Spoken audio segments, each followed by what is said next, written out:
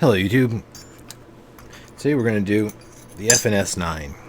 We did the FNX-45 a few days back, and I expect that they're in some ways similar, but a couple points on the outside, they won't be 100% the same.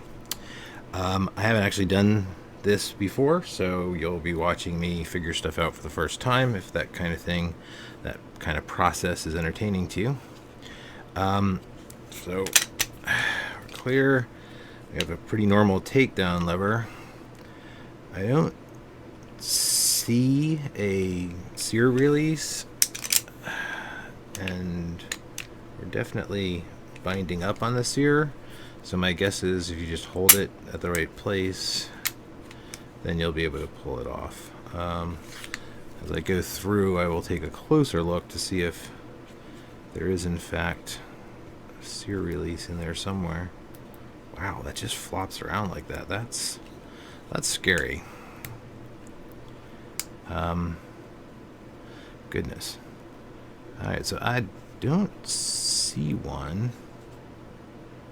What I'm looking for is something that, with the exception of pulling the trigger, would keep the sear down. Let me just try one last thing.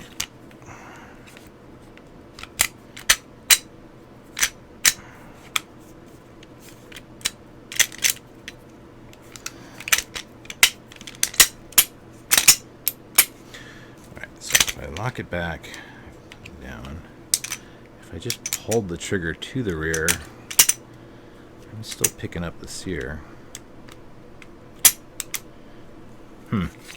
Alrighty. Well,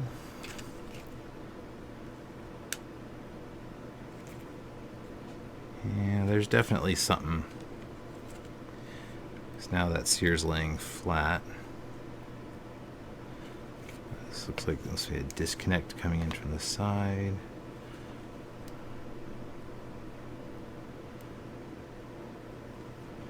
That's moving with the trigger. Well, I don't see it, so if it's there, maybe we'll find it when we dig into the frame. Maybe we won't. Alright, let's start with the basics. Field strip. This is the same guide rod mechanism with a replaceable spring and a metal guide rod. I always like that. Barrel, and we have a firing pin safety. Looks like when the firing pin safety is pushed, then the striker can reach all the way, and it feels like, let's see, if I hold that in and I bring the striker forward, something is pushing it back. So that means not only do we have a firing pin spring, but there must be a return spring to keep the firing pin from bouncing into the primer, which is kind of interesting. Alright, so to take this down, it looks like this plastic piece here is the backing of the firing pin spring, and they've left us a gap that's exactly the size of my punch. And yes, I can use that gap to go in there and bring that piece forward. And so I hold that down, and then the back plate's going to slip right off. Keep your thumb over it to hang on to that spring. This looks like just a plastic plunger. The spring looks like it's painted red on the one side and not the other. Actually, when it's out of the gun, kind of all looks red. So, but it doesn't feel like there's a front or back to this spring. There's no tension either way, so I think that's probably universal direction-wise. I'm going to push down on the firing pin safety, and yep, there we go. So there was a striker return spring, which we almost lost. And what the... well, isn't that interesting? There's a little plunger in there, and it bottoms out on this free-floating pin. I will have to admit near complete ignorance on exactly why they decided to do all that. So if we take this little pin out, this guy is in there. I don't know why they couldn't have just stuck the spring in there. The spring is bottoming out fairly well already. Let's peer in there with a flashlight. You're not going to be able to see this on camera, I don't think. Yeah, what's up with that? So I'm not too proud to admit ignorance sometimes. This is just sitting in there, and it can float a little bit.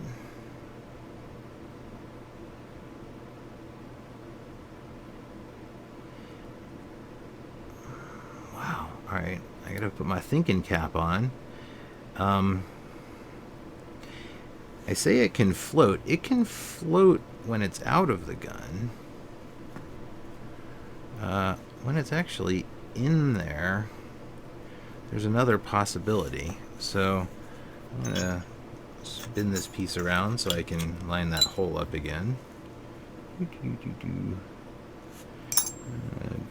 Put Mr. Pin in. So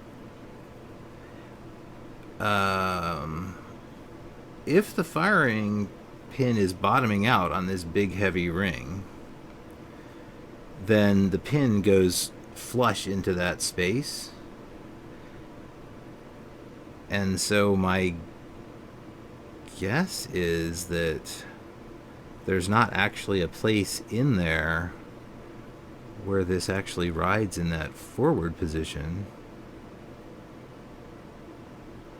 What would that help it do?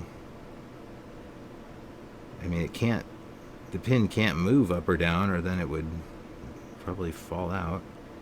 Does it have something to do with giving this spring enough room to operate? Wowzers. You know, one of the ways to do this, if you don't know and you want to cheat, is you can always go online and look up the name of the part.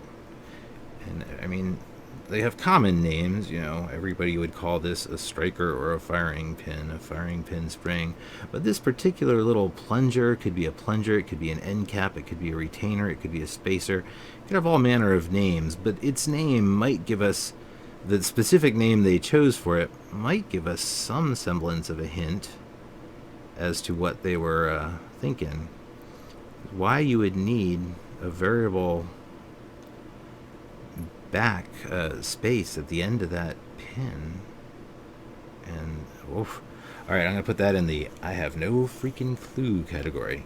That's the technical gunsmithing term, but I will look that up because I don't enjoy the feeling of ignorance. Well, this is kind of neat. In order to give it a heftier spring, rather than make it enclose the entire spring, they've made the spring sit just past flush so it won't rub up against the side, but it's got a little bit more room, I think, than it otherwise would. If they tried to center it, they couldn't have made the opening as deep. The whole piece would have had to be thicker. There's also an interesting design element there.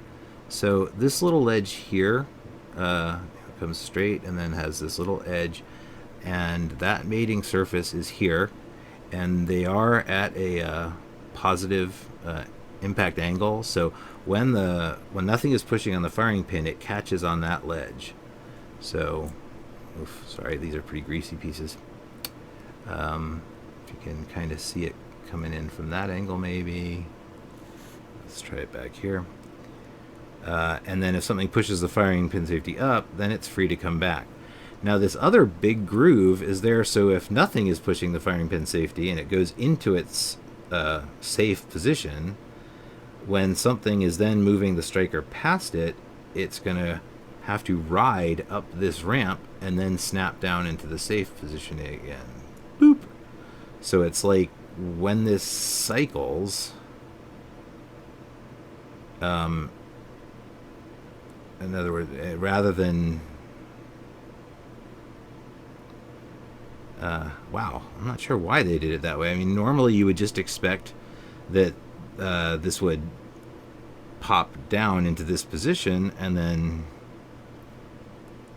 catch it again. I'm not sure why they had to have this fanciness. Oh, I think I know. I take that back. All right, so you fire and the striker goes past it, and it's going to stay forward as the gun begins to cycle.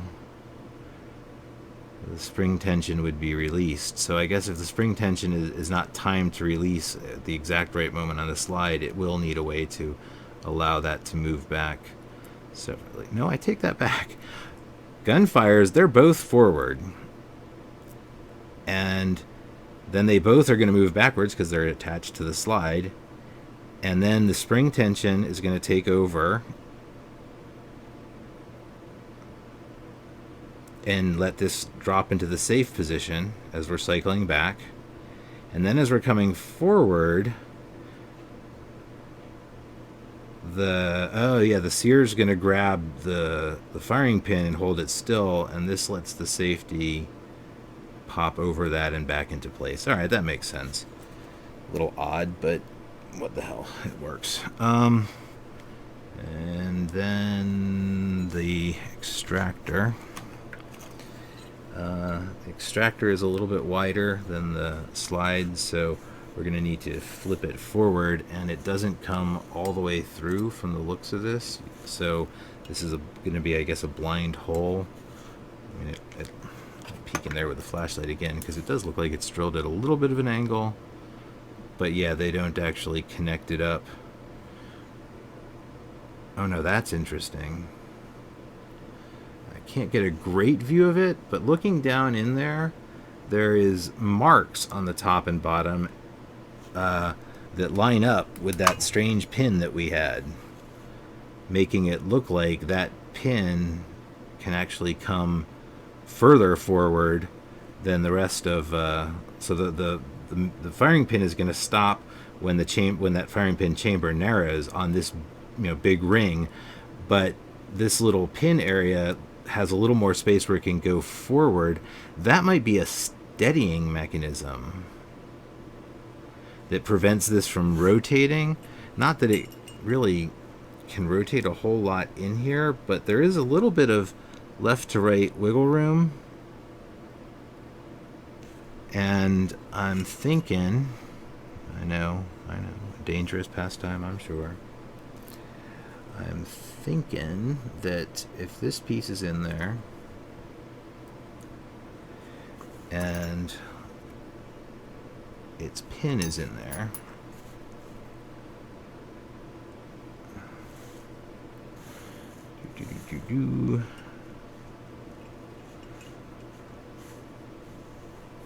and we add the spring to make sure that that pin is getting pushed all the way forward. And this still has essentially the same amount of wiggle room.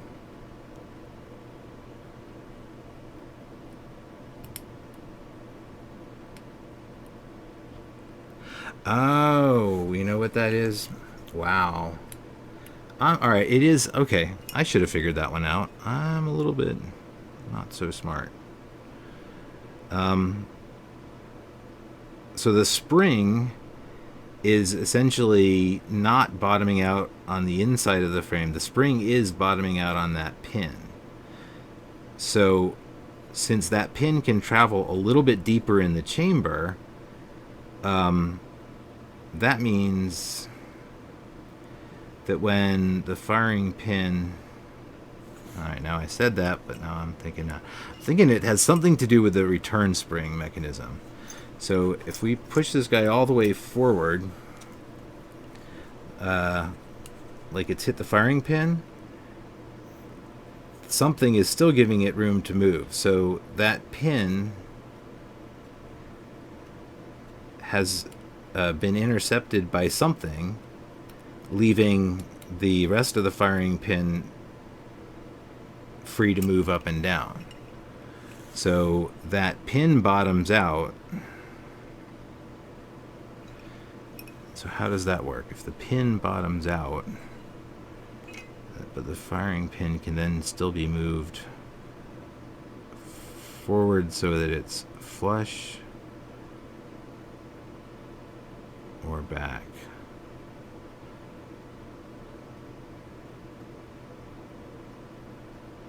Oh, okay. So I think that if those grooves are, you know, that deep, then it just leaves a gap. Yeah, that's what it is. There's a gap so that the firing pin can move without putting any tension on the spring, which gives the the striker return spring will always push the firing pin back off of the primer. In theory, if I'm thinking this through correctly. And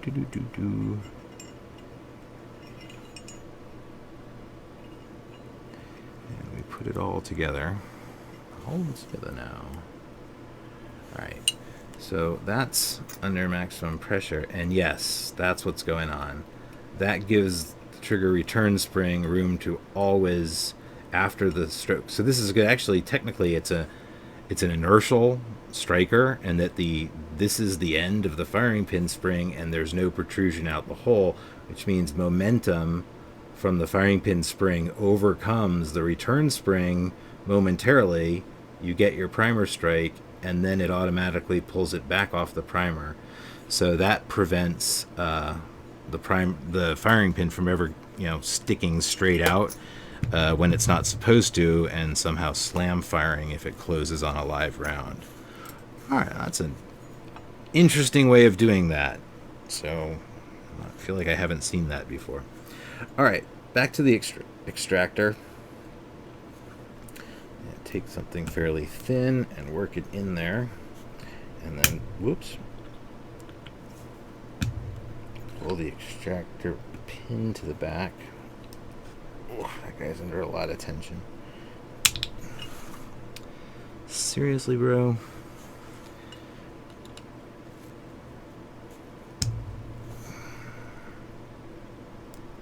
There we go. And again, I let that tip towards the inside because otherwise this lower shelf would have, it can't pull straight out of the frame. This one was given to me with some dirt still included, which, based on how much of a... look at all that gunk that was under the extractor claw. Well, we don't have to make it totally beautiful. There's the pin, and it looks like, yeah, it's symmetrical, so there's no front end or back end. Let's see if I can...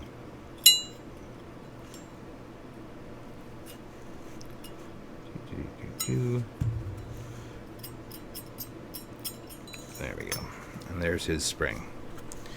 So that was in there at an angle, which is kind of interesting, and the back of the extractor is also at an angle, so that probably provides a good deal of strength to that claw, because this one has not got a whole lot of physics working for it. If there was a hole through it that it rotated around, then the more metal you have on the right side of the hole, the tighter that's going to grip as it pulls back, because physics is want to keep the big chunk of metal still, and it'll tend to want to rotate around that pin. So if it goes backwards, it's going to tilt in and grab the round harder. If the larger part of the mass was too far to the right, then you get the opposite effect. When the gun cycles, the extractor would want to pull open and let go. So a badly designed extractor will have the mass on the center of mass too far to the outside. This one doesn't rely on that, though. This is straight up big ass spring, large posterior spring. And while I'm in here, let me wipe off a few more of these boogers.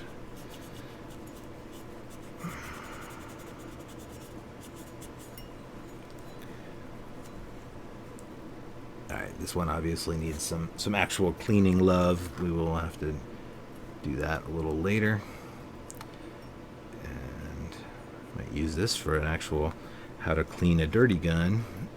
I was waiting to find one that was truly filthy, but since cleaning a truly filthy gun can take many hours, I'm not positive I want to subject you guys to that. You're patient enough with the length of these videos as they are.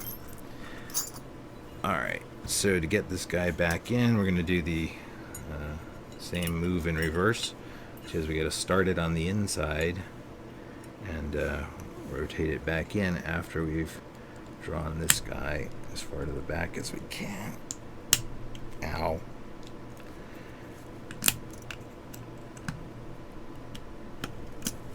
At least they give you that big hole to work with so that any scratching I was doing is on the inside and not outside, so there's no apprentice marks showing. So we already put this guy back together, and I'm going to slide him. Oops, and I dropped that magic pin. Not sure why I had to think so hard about how that did its little job. I guess I'm not used to strikers with the extra return spring in them as well. Alright, once we get that all lined up, we also need to get the firing pin safety in. And again, the spring side goes toward the outside where it won't rub up against the firing pin itself. And of course, down. And like a genius, that actually needs to go in and be pushed down before the striker gets past it. It looks like it will hold there. And to get this one on, I think this piece actually, once we get it in there, yeah, it's going to go all the way to flush. So if you can see that, it's actually flush with the back there, which means I should be able to just squeeze this on with my finger in the way and not actually need a punch. Make sure it does lock into place, and then test the firing pin safety. And you can actually see it go through all of its motions there. So it's up.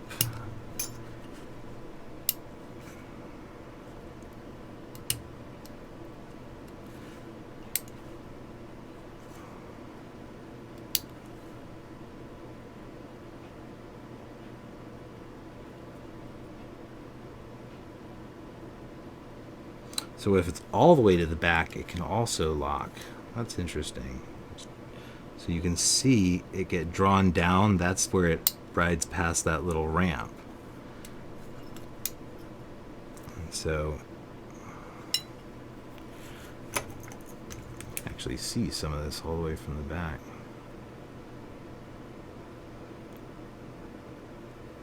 That's really odd design. That doesn't feel like it's in there particularly solidly. That's very strange. But that's okay.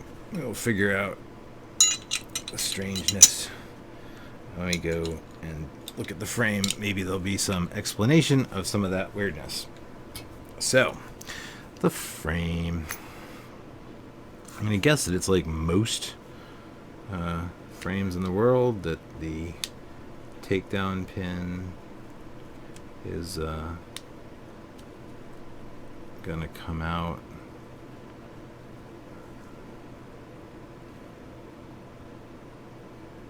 There's a pretty big honkin' spring under there.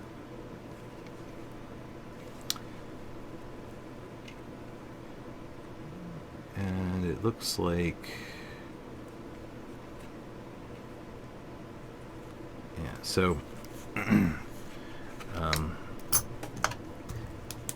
if you can see that spring that comes forward just a little bit when it's in the takedown position, and then when it's in the lock position, and then it gets pushed a little bit out of the way in that middle position. So usually when that's the case, that's the only thing holding this in at that point, and you can usually just push past it. Yeah, there we go. This one was just a little bit tight. And so again, just kind of coaxing it past that spring should get us out. That looks like it actually might line up with the back hole in the... Yeah, that's to make sure that your guide rod indexes perfectly. I kind of like that. That's cool. So there's two pins going through the locking block. This little guy and then this guy. This one must also, yeah, that same spring, just like the FNX. It's a little different shape, but it's also the spring for the slide lock lever, and it's probably also a retaining spring for that pin. Well, this little tiny pin, though, he might just drift right out without a fight. Or is that too much to hope for?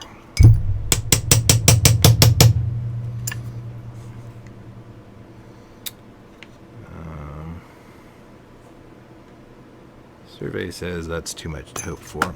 Alright, let's find the right size pin. Wow, it looks like somebody has already taken a hammer to that and given it a mighty wallop, which always gives me pause. So I'm going to try and make sure I'm lined up. I have to do this a little bit off to the right here because otherwise I'm going to hit my light.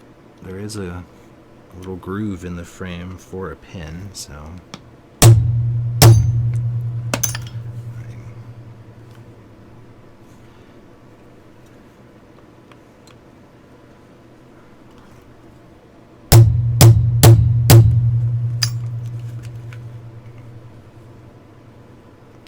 whenever I feel like I'm applying more force than I like to see on something, I go slow and I try and check it to make sure that there wasn't a narrow side or a wide side or grooves in the pin. It could be that they just didn't want you taking it out from that side. Like maybe they wanted you to leave the locking block in, but from the looks of it, if you did that, I don't think you could get the trigger bar out even. Yeah, there's too much. I think you got to get the locking block out. All right, sorry. Don't mean to belabor the point. Somebody asked me what weight this hammer was. This is a 4-ounce hammer. I have a 4-ounce hammer, I have an 8-ounce hammer, and I have a 2-ounce hammer. The 2-ounce has a brass head and a plastic head, and then the 4-ounce, it's, I don't know, I like it. Sometimes I need to polish this end. It's all been torn up, but I don't know. It saves you from the temptation to just wail on something. You really have to move up to a larger hammer, and when you have to change hammers, you really take a minute to pause and say, should I be hitting this thing quite so hard? And so I use the light hammer to just, inherently temper what I'm doing. And sure enough, this pin's got a big old groove, and I believe that spring here was related in retaining that, so I'm just going to try and keep that from flying off. At this point, I think our locking block is free.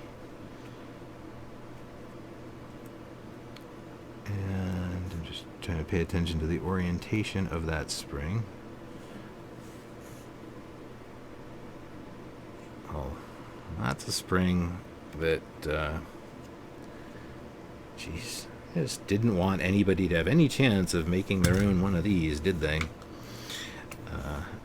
And so it sat in there like this. So this little cutout on the slide lock was there, went through the hole there, and I think that both of those coils would end up seated in that groove for the retention mechanism for the pin. And then this funky little extra coil and leg rides in the takedown lever groove. And there's a detent, a divot in the groove where the groove is deeper right there and then right there, which are the two snap positions. So it sits like this, and in the deep part of the groove. When you rotate it down, that's going to push the spring back, and the spring's going to snap back into the groove there. And that's that mechanism. Firing, or excuse me, this is, ambidextrous for operation, but it only operates, as activated by the left side of the magazine. It has these two little retainers that go all the way to the inside and are just for stabilization. That's about it. And now I'm not entirely sure.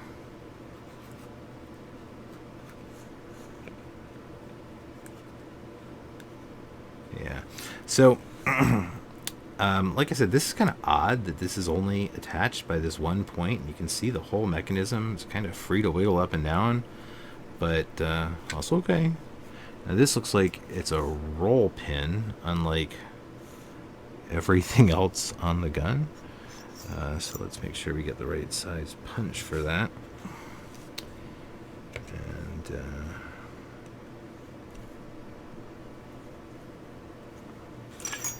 knock him out of the way.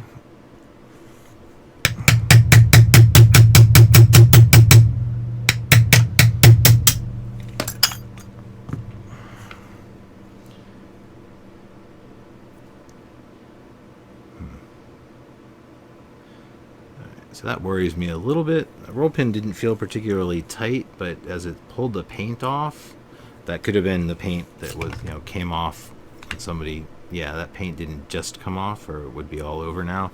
So that came off when it was first inserted at the factory.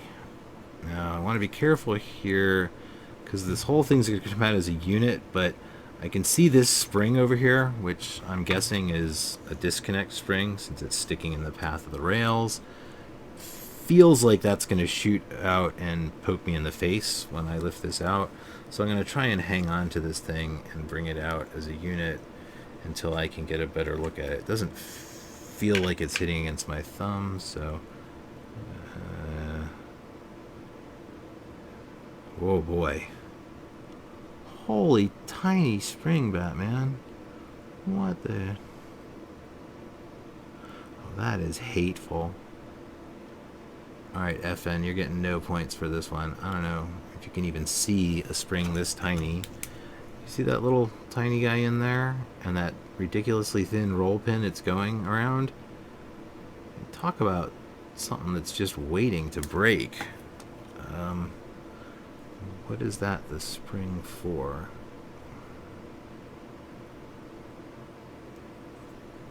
Oh my god, that's the entirety of the trigger return spring.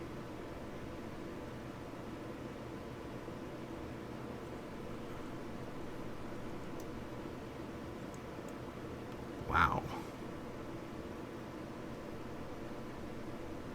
Holy smokes. Alright, so, this is definitely different than the FNX-45 design, because it's a striker, not a hammer, mainly, but just logically it's a little bit different too. So, the trigger itself doesn't have a built-in spring to return it, so it's flopping around, and the trigger safety, which is just this middle part, that is actually just a plastic piece. So it's a plastic spring. Wow. That sucks. Alright, excuse my French, but I'm critical of that. Now, the other thing that's going on here is that once this is out of the frame, it wants to flop around all over the place. And there's yet another, from the looks of it, very tiny spring attached. Oh, that's the other attachment point for Mr. Micro Spring. I was going to say I'd like to just take the trigger bar off, but in order to do that I would have to slide that pin all the way out, unless I can just, maybe I can finesse it a little bit past that point. I don't like to do that because I'm right at the edge of where I'm bending the trigger if I do that. Alright. Just recenter it. Now, the other thing the thing I'm most paranoid about is it looks like that the safety itself is the only thing that holds that spring in, and the only thing that's keeping from launching and hitting me in the face. So once I take this safety off, I think that is then going to be truly free to launch out, and it's only held in from the looks of it. I don't see another detent, so my guess is it's just going to slide off the back. It was held in by just that roll pin that went through the frame. So does it just go straight backwards? It's not hooked around anything else that I can see. Feels like it should just go. Oh, yes it did, and as I feared, there was something waiting to launch. That ball bearing and this spring just freaking shot out what would be the left side of it, and I'm not gonna lie, I can't even see where that was yet. So let's get it the rest of the way off. That might have been it. That hole down there that this ledge was covering, that was, I think, where that ball bearing was attached. Oh boy. Well, the whole thing just came in half on me. Alright. So yes, that ball bearing, if you notice on the underside of this piece, two little round divots, and so that ball bearing and spring is what gives the safety the positive click into the on or off position. And I believe the safety actually works by its mechanism on the far side. Here's the piece that I was worried about getting launched at me, which did not actually happen.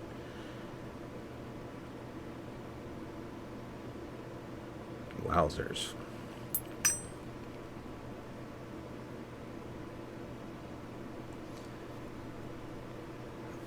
Alright, we're going to have to put this together and think about it a little bit so we can figure out what the smart way to actually have gotten it apart and back together is. So without all the guts in there, you can really only hold it from the back. There's a lot of greasy goop on this, so it's hard to tell whether that's parts or not. Alright. Well,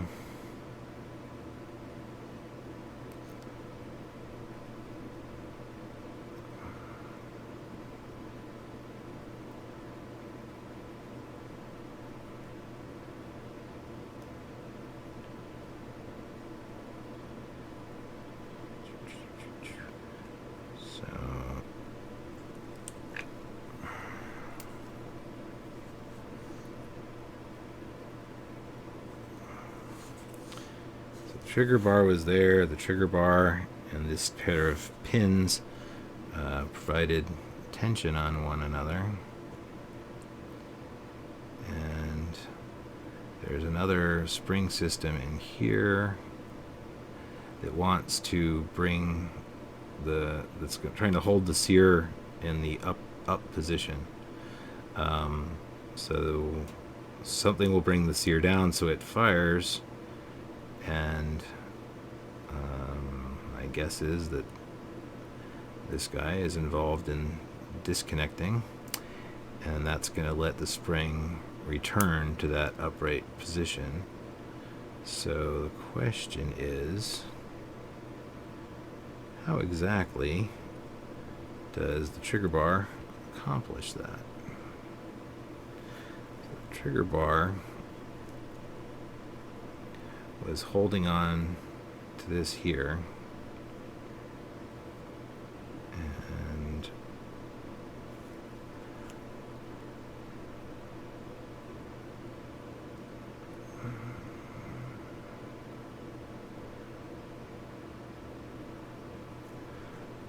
put this much of it in there without anything else, and see if that doesn't give us some hints as to how that actually works.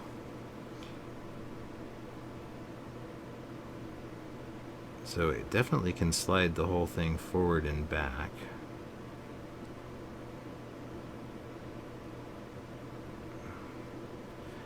And let's see. The rotation point on the trigger is up here. So when you're pulling the trigger, you're actually pushing the bar back. So that's what it is that the system's going to be forward,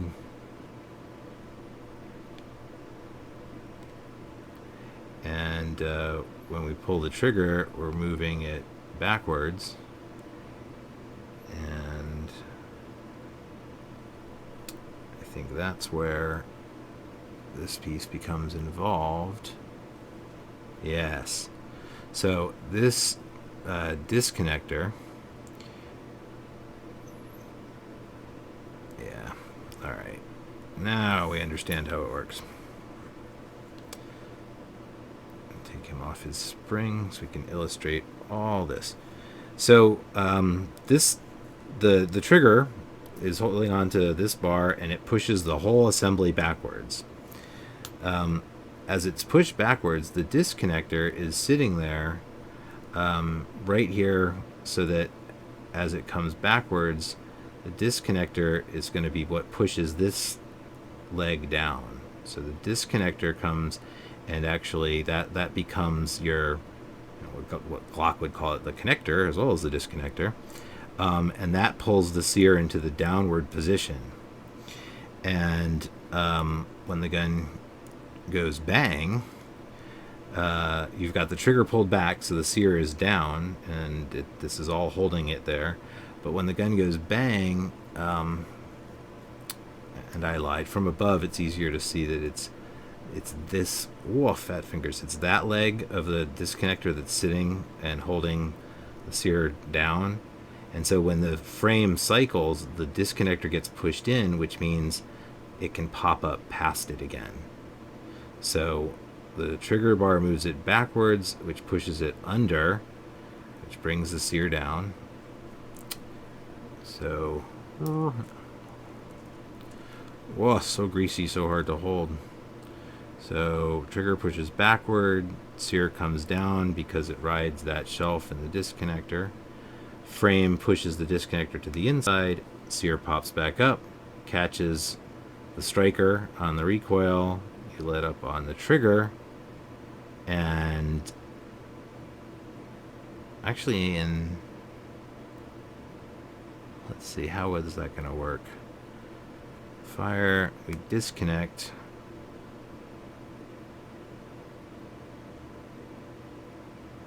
Oh, right. And then when the gun comes forward, the connector pops back out, and that's the actual reset. So once it disconnects, it'll grab the sear, and the reset is the point where this is far enough forward that these two surfaces slide past each other, right like that. So it goes from the connected state to the disconnected state, and then eventually pops back out, and now you're reset. And the trigger comes all the way forward. So this is your take up. Well, I can't illustrate the break because my fingers aren't strong enough. So the other thing that's odd in this whole strange thing is this spring here that's bugging the hell out of me. One, because it's ridiculously tiny and fragile, And 2 is, I'm a little bit perplexed, as at least immediately, as to its exact function in the universe. It wants to pull, it wants to assist you with the trigger pull effectively. It just sits here and tries to pull the trigger.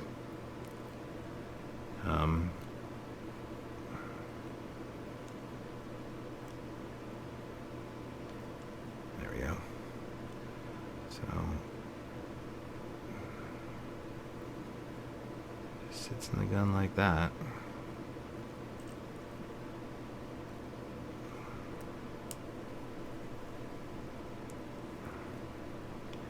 And you know, normally the striker is going to pull the sear forward, and you know, the trigger would pull against that.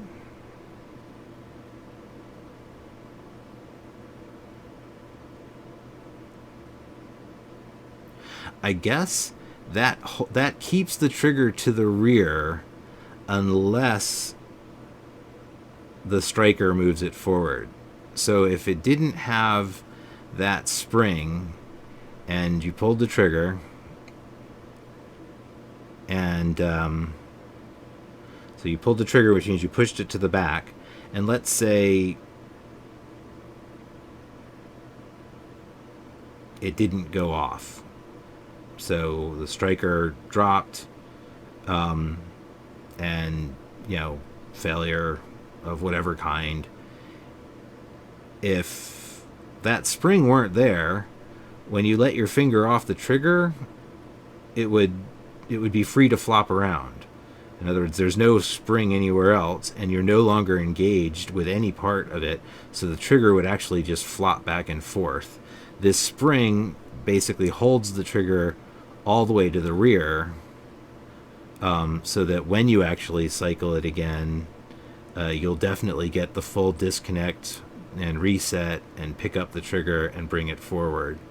So that's what that's for, is that's so that the trigger by default always comes to the back instead of flops around, because in that moment where the gun is technically, the trigger has done its job, if for some reason there's some other kind of malfunction and the round doesn't go off, that makes it so your trigger is not just bouncing around, which would be dangerously inconsistent. If it flopped forward and then the sear caught on it, it could bounce, it would be at the wrong all sorts of odd and bad things could happen. The other thing here is this is the firing pin safety button. It does not actually move at all, except with wherever the trigger is moving the bar, it moves it to, and so it's going to push that up. And the other thing I was looking for was if there was any kind of clever trick for keeping that sear out of the way when you were doing disassembly and reassembly, and I don't think I'm seeing one. I feel like maybe there's some wonky trick with the excuse me, with the disconnector, but I'm not seeing it right off. So the question is can we balance all these parts in here at the same time and still put the top back on? The hardest part is actually catching this obnoxiously small pin. Let's see if I come back there and hold it, then I think that's going to line up a little bit better for me. Just got to get it.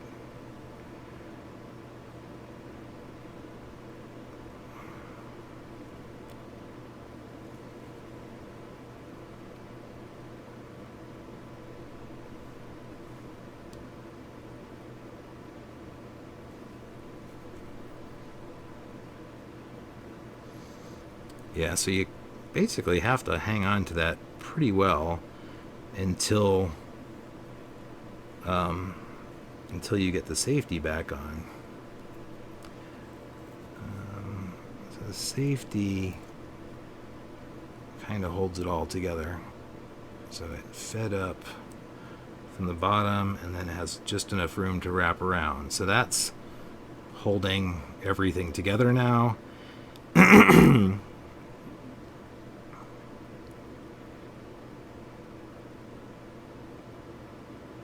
trying to decide what order to try and get the detent and ball back in versus get this pin back onto the trigger bar, because when I slide this pin out again, I'm feeling like, well, I can't have assembled the two sides without that pin being in there. Maybe you are just supposed to stretch it over it. Yeah, alright. So just ever so gently you can pull that out the extra little bit that it needs to. So I'm actually going to do that last.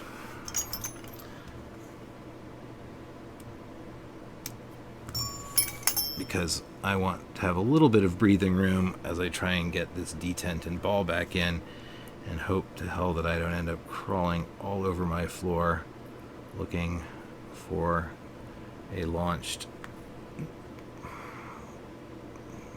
what is that, 1/16 of an inch wide ball bearing. I'm seeing if any of my punches are magnetic enough to lift this bad boy.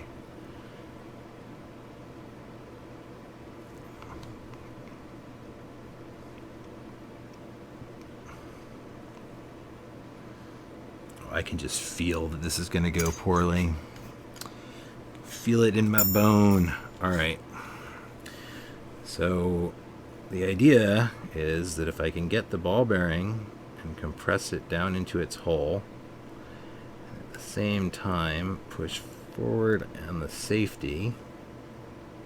No way. It lined up. So I would say I still recommend being highly careful. Oh, the other thing about how the safety works, I did not actually illustrate all the way, but this upper bar, the safety just tucks in right behind it, which means that no matter how hard the trigger bar pushes on the lower bar, it ain't going anywhere. So again, I'm going to put the safety off and make sure that it still feels like it. Yeah, it's still caught on the little ball there. And let's see. Yeah, I'm wondering if maybe it'd be easier to reassemble with the safety in the on position to see if it's more aligned with that hole. So I'm gonna bring my trigger forward.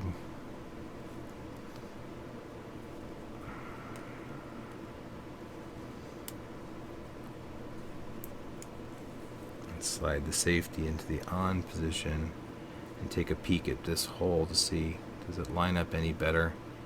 And the answer is not freaking really. Alright, doesn't really matter. So put the trigger bar back on by just ever so gently stretching it over the leg, and then just holding it centered in there. You have to hold it centered because it's going to want to flop around and get sideways on us. And then we're going to lower the whole kit and caboodle back in, and it looks like, yeah, you want to make sure the back is tucked in proper. And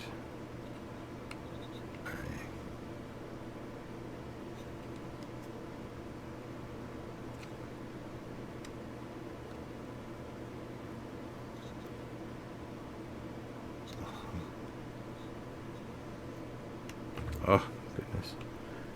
Alright, so getting that pin centered in the frame is a little trickier than I thought it would be. Trying to see if there's any other grooves in the frame that this aligns with. And I'm not really seeing any. It looks like it just goes in.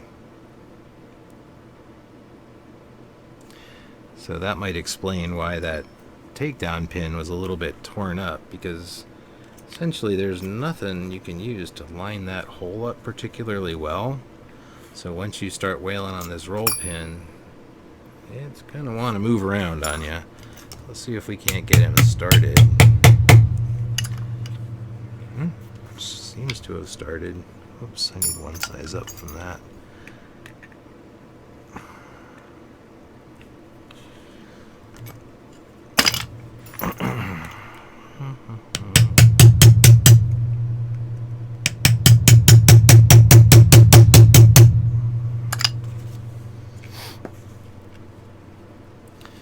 So, safety, that detent managed to not fall out, so it's still doing its thing. And when we pull the trigger, we establish that we're moving it to the back, which means we can see as it gets to the back, it does get tucked under. So we see it come down because it's running into the disconnector, and when the frame cycles, that gets pushed in, so it pops back up, and eventually the sear will catch it and push the whole mechanism forward, and you get your reset. Well, I actually have to put the other pin in because I showed us coming off of the trigger a little too easy.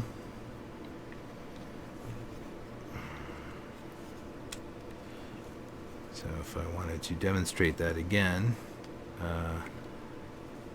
pull the trigger, it comes down, cycling of the slide is our reset, and then it's going to, the sear is going to pick it up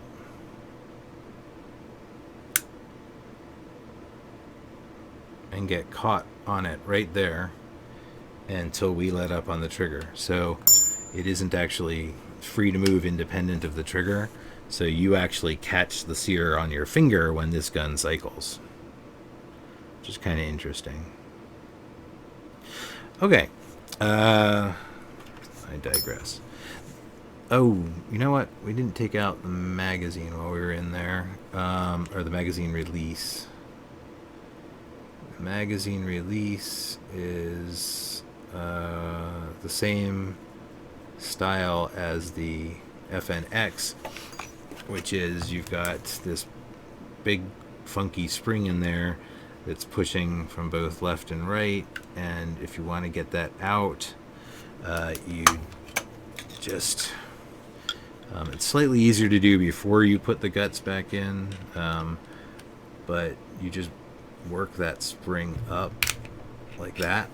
You don't have to pull it all the way out of the frame. I recommend leaving it in its little runners there, because it's kind of a pain in the butt to get back out. You almost have to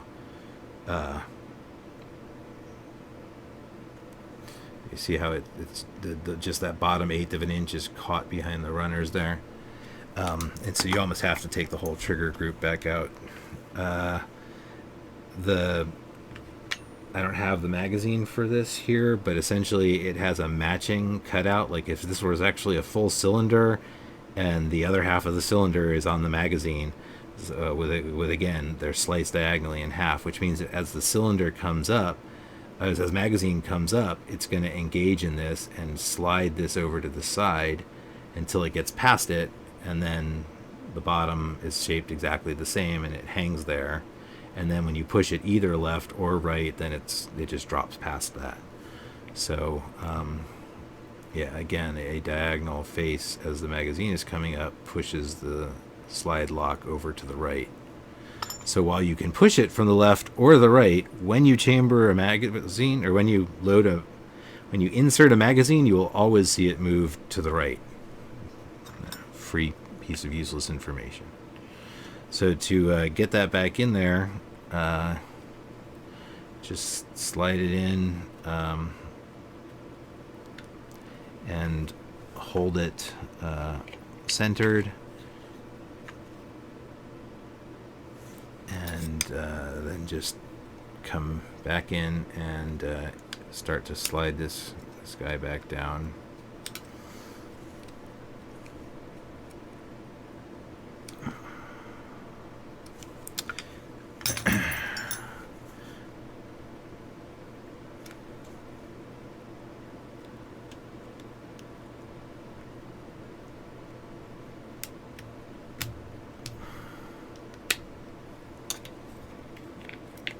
will pop into place, and you will have tension from the left and the right.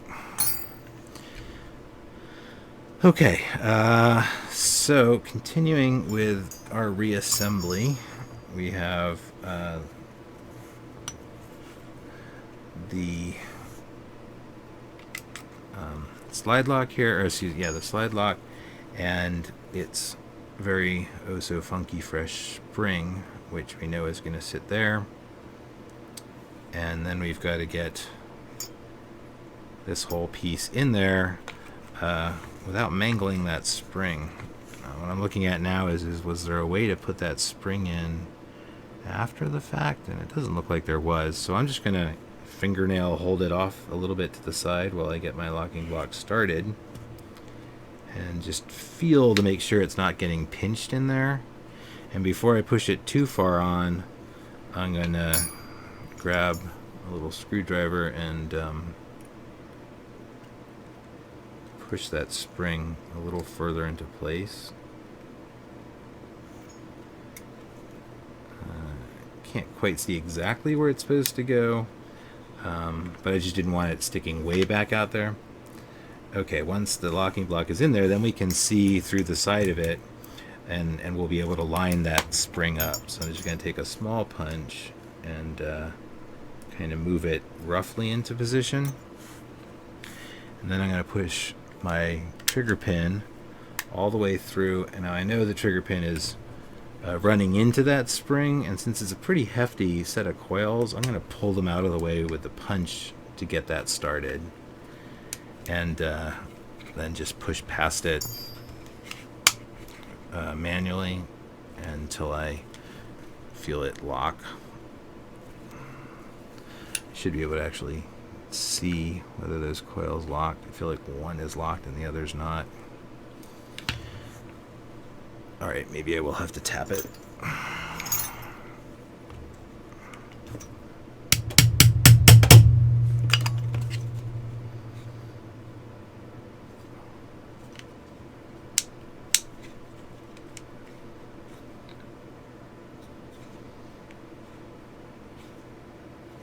I'm not happy with this. That pin needs to go in a little bit further, and it's hung up on something. And so that's really the question, is it hung up on the side of the slide lock itself maybe? So I need something to push against that. Nope, there it goes. That's what it was. It was hung up just a little bit on the edge of the slide lock. Now that it's in there, it should not drift left or right out of the gun anymore. Yeah, now that's where we want it to be. Then the little one, since it came with a free starter hole, I guess we could put it in through this side again.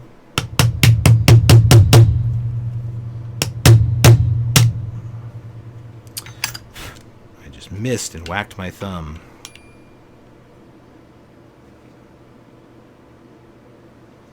I'm wondering if it might be easier to drive it out from the other side.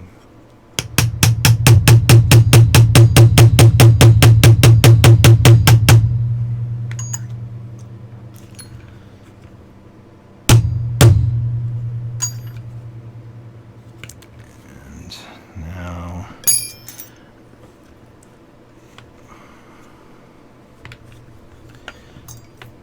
I have no way to get a very good angle on this, so I apologize if not all of this is in the light.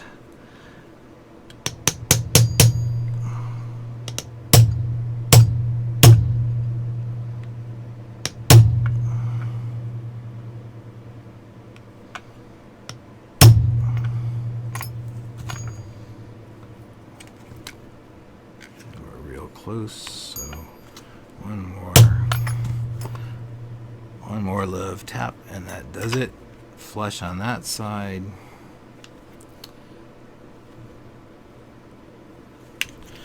I'm going to give this side a good push just to make sure.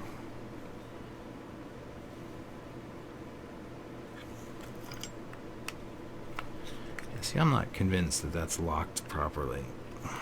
Nuts. Nuts, nuts, and more nuts.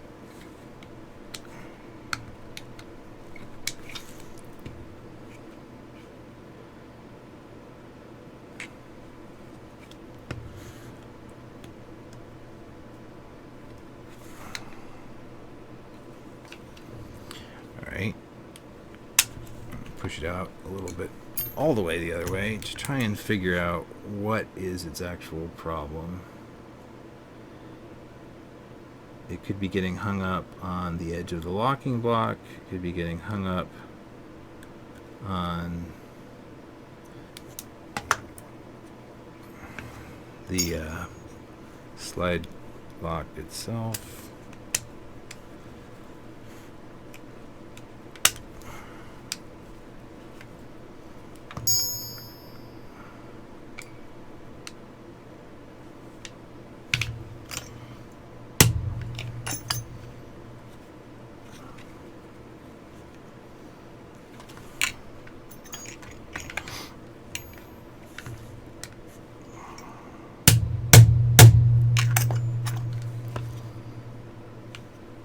Wow, that's obnoxious.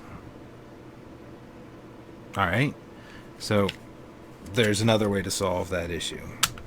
Rather than try and figure out why it's not seating all the way in from that side, we can push it in from this side and do our guiding in reverse. So push down on the spring to get it started, guide it into. And look at that. That's the exact same position it was popped into. It was an optical illusion that it wasn't in the right spot. Alright, silly me.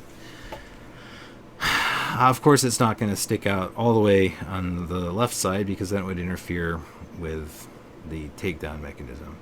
So getting this back in, I want to be careful that we don't just shove it in because we'll be pushing that spring to the inside. I want to relieve some of the tension off of that spring and so I can more easily push past it. So I'm just going to take a punch and hold that spring in a little bit as we get it started. And then get to the other side of the frame and oops. Looks like we may have to do the same thing again. Hold that spring back just a little bit because yeah, it wants to lean way to the inside, and I don't want it to bend like that. So once we get it to here,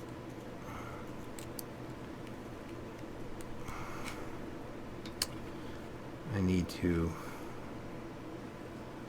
get it to snap over that leg. So we know that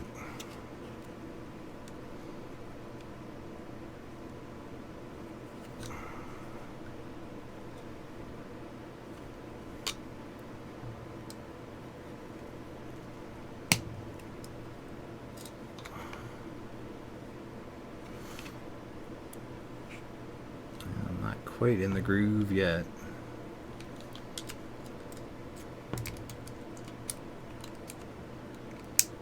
Ah, there we go.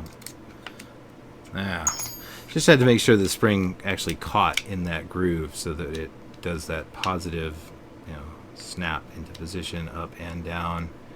And I think that we are back in business. So, take the slide, pop our spring back in. The only thing I really didn't puzzle out was oh, now I know why that was doing. All right, so let's put it in the unlock position, slide the slide back on. All right, so lock and release. We do that. Let's do that again. So if I just fire it once, the striker actually comes and hits it. You see the trigger coming forward. But if I let off, the trigger comes back. That's that itty bitty tiny spring. doing its job. So the tiny spring pulls it back so that the trigger doesn't flop around loose, and then the main one. And the reason that the only place that you can actually pull the trigger and have it release the sear, like when we were trying to take it down, and I did this, I let it come forward, but it came forward past its normal position. And the trigger wasn't really doing anything. It was moving stuff around, but it wasn't releasing. It's because it's only when the disconnector is in the exact right spot that they can come all the way to the side where it will interact with the trigger. And so that's why that was not releasing any other place. So the divot right there, it has to be lined up with the trigger in order for the trigger to actually be pushed down by it. So when I'm in any other position, the disconnector is being held in by the frame, so pulling the trigger doesn't do anything to drop the sear. The only thing I can do to drop the sear is get it in the exact normal position, and then pull the trigger. So that's why when you're disassembling it, you do have to hold it at the right spot and then pull the trigger. If somebody knows a cheat that there's some other way to get the sear disconnected from this, or some other timing, let me know. But as far as I can tell, that's what you need to do, and it works. So function check sounds good. Trigger out, pull, trigger out again, pull and hold. Listen for the reset. Pull the trigger from that point. It still drops. That's your function check. Oh, safety. Oh, it's got a safety. Put the safety on. It's a trigger blocking safety. And make sure that pushing it from the left or the right is enough to operate it. And it is. So that's the FNS-9. Learned some stuff today. That was kind of cool. At least I did. Maybe you did too. Hope you had fun. Stay safe.